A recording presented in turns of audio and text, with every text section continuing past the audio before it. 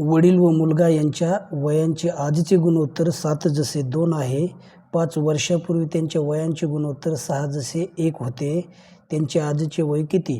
जालना तलाठी 2015चा क्वेश्चन आहे. आज बघा मी अशी एक ट्रिक सांगणार आहे तुम्हाला, परंतु असं स्ट्रक्चर असायला हवं. कसं, जी 2 गुणोत्तर दिलेले आहेत आणि आपल्याला एक शब्द वापरला असतो की आता इथं 5 आहे ना, 5 संख्या 5 वर्षापूर्वी किंवा नंतर असू शकतं. 2 गुणोत्तर असायला हवेत, नंतर किंवा पूर्वी जर असेल तर ही सर्व एक्झाम्पलला लागू होणारी ट्रिक आहे. ती कशी बघा, ती अशी असणार आहे की इथं गुणोत्तर लिहून घ्या. इथं 7 जसे काय दिलेले आपल्याला 2 दिलेले, बरोबर. 7 जसे 2 दिले. दुसरं गुणोत्तर काय दिलेले? 6 जसे 1 दिलेले. आता काय करायचं, एक आडवी लाईन रवाडायची, एक ओढली. असा उभं गुणोत्तर आहे का त्याच्यातील फरक घ्यायचा.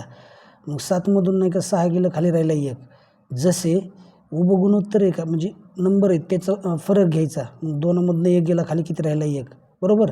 विषय संपला. आता विषय राहिला. आता बघा इथं शब्द काय वापरलेला? 5 वर्षापूर्वी, म्हणजेच एका युनिटची किंमत असणार आहे तुमची. पूर्वी असू द्या नंतर असू द्या. आणि रेशो वय जे काढायचे ते मग इथं नंतर मी सांगणारच आहे. तर एका युनिटची किंमत किती आली रे? एका भागाची किंमत आली 5, बरोबर. आता काय करा, क्वेश्चनकडे या. त्यांनी विचारले काय, त्यांचे आजचे वय किती?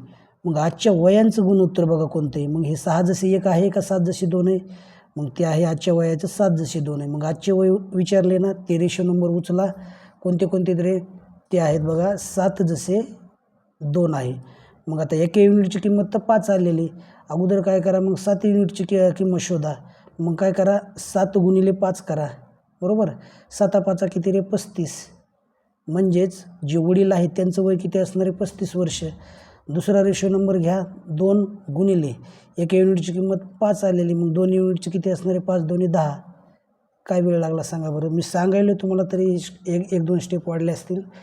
अशा प्रकारे ह्या क्वेश्चनचं छान प्रकारे ऑप्शन क्रमांक 1 आन्सर असणार आहे.